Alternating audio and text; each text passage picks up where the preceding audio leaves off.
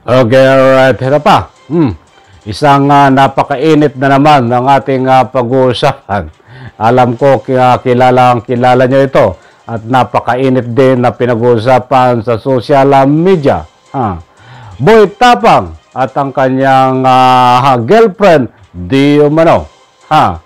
Kumalat ang malalaswang larawan ng dalawa. Nako, pinagkaguluhan sa social media. Ano nga ba? Itong skandal ba ang tawag dito? Yan o, kitang-kita nyo. Nako po, ano nangyari dito sa dalawang ito? Yan o ang ating tatalakayin mga kandis, mga kaibigan. At kung bago pa lang po kayo sa aking maliit pa na YouTube channel, inaanyayahan ko po kayo, please subscribe. Sabay-sabay po nating i-like ang video na ito kung nagustuhan nyo po. Welcome back to my YouTube channel. I'm on this vlog. Ito po ang inyong makakasama. At ito nga. Alam nyo ho, ito, bago tayo magpatuloy doon sa pinakabuod, bago i-highlight natin yung ating pinaka-main topic, ay katatapos lang ho ng laban nitong si Boy Tapang Vlogs, kalaban nitong si Boy Ungas, dito sa battle, YouTuber battle, na suntukan na isang boxing. At napanood nga natin ay natalo ho dito si Boy Tapang at ang nagwagi ho ay si Boy Ungas at siyempre ang ilang pa pong mga vlogger na lumaban ng boxing ay sa inyo pong lahat ay congratulations no, sa mga nanalo at kahit hindi po nanalo, alam mo natin sa mga ganyan laban ay mayroon pong nananalo at may natatalo. But anyway, hindi po yan ang ating tatalakayin. Hindi ho yan ang ating tatalakayan. Medyo napadaanan ho lang natin. Ang bigyan ho natin ng pansin dito, itong kumakalat ng mga larawan, ng mga lalaswang video di umano nitong dati niyang di umano na girlfriend. Pero maraming naloko nito Unang-una itong KMJS na napakalaking istasyon ay naloko ho nito. Nitong babae na ito at itong di umano si Boy Tapang Vlogs.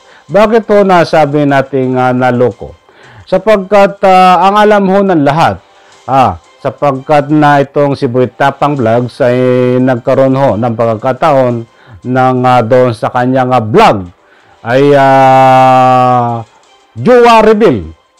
Ibig sabihin na ang jowa reveal ay pinangalanan niya at pinakita sa buong mundo itong kanyang jowa di umano na si LG. Yan ho, napakagandang babae na nasa larawan. At pagkatapos ng pagkaguluhan sa social media at nakaabos pa nga ito sa KMJS at binalita sa ibang media platform na dambuhalang istasyon na marami nagsasabi na yung mga panig dito kay Boy Tapang ay napakaswerte di umano ni Boy Tapang sapagkat yung kanyang ambisyon, mga pangarap sa buhay ay natutupad. Unang-una sa kanyang vlog ay napakaganda po ng takbo ng kanyang vlog at itong pangarap niya na magkaroon ng jowa na foreigner ay po ay natupad sapagkat yan ho nasa larawan.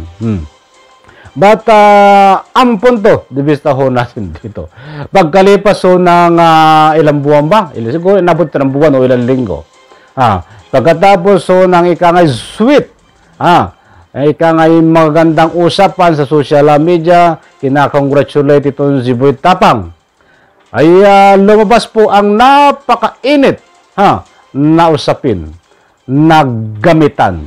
Ano po ang ibig sabihin kong gamitan?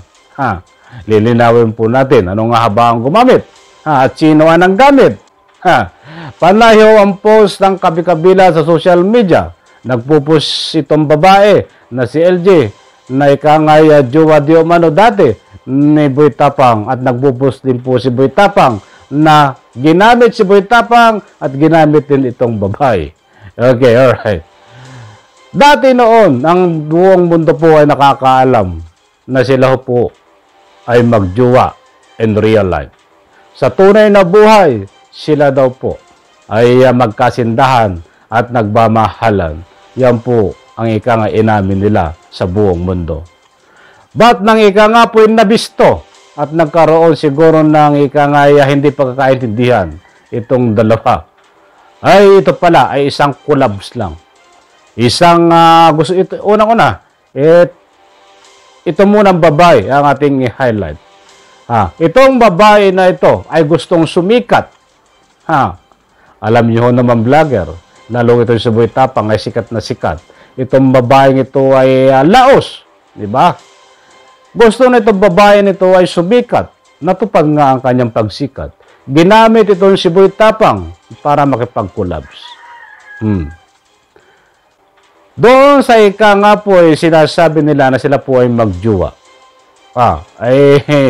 Lumabas po ang katotohanan. Maraming naloko sa social media na hindi pala totoong buhay sila ay mag-girlfriend, kundi isang drama lang para sumikat itong babae. But anyway, wala pong problema sana doon ay kung man yan ay isang prank o isang drama lang o isang pagkukulabs, pagsasama para sumikat ang bawat isa. Huwag na natin sabihin nagpapasikat dito si Boy Tapang Vlog, sapagkat ito si Boy Tapang Vlogs ay sikat na. Pero itong babae na ito ay hindi po ito sikat. Pero ngayon ay sikat na dahil nakipag-collabs dito kay Boy Tapang.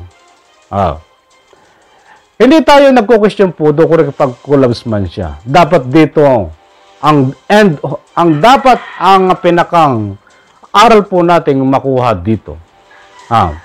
Kasi pag nasa social media ka, dapat good influencer ka.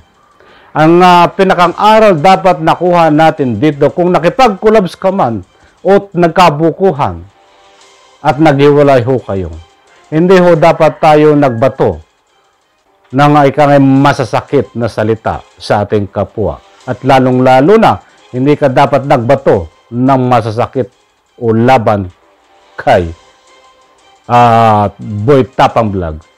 Sapagkat pinakinabangan mo, ito si Boy Tapang Vlogs. Kung hindi kay Boy Tapang Vlogs, hindi ka sisikat na babae ka. Ang ginagawa mo, minamasama mo pa. Itong ikang si Boy Tapang Vlog at ang kanyang mga taga-suporta. Pagkatapos mo sumikat, pagkatapos kang bihisan ni Boy Tapang, naging 100,000 ang iyong subscribers. Nakuha mo ang minimithi mo na mataas na subscribers.